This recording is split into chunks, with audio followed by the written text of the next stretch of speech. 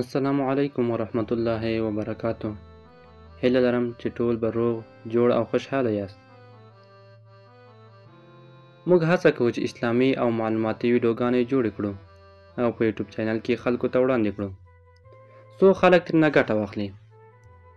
خو له باده مرغه زموږ ویډیوګانې نه لیدل کیږي، نه څوک سبسکرایب کوي او نه هم مثبت غبرګون ښیي.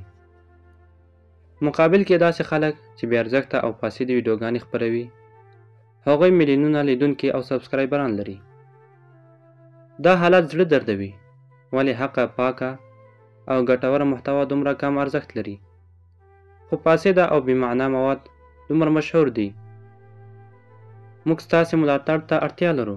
که تاسو د دین، حق او اصلاح ملاتړ کوئ، نو مهرباني وکړئ زموږ ویډیوګانې وګورئ، سبسکرایب یې کړئ او نور سره هم شریک کړئ. ستاسو یوه تبصره، یو لایک کولی شي نور خلک هم حق ته راوبلي. د حق لاره که سختي هم لري، بریا تل د الله په رضا کې وي. جزاک الله خیره.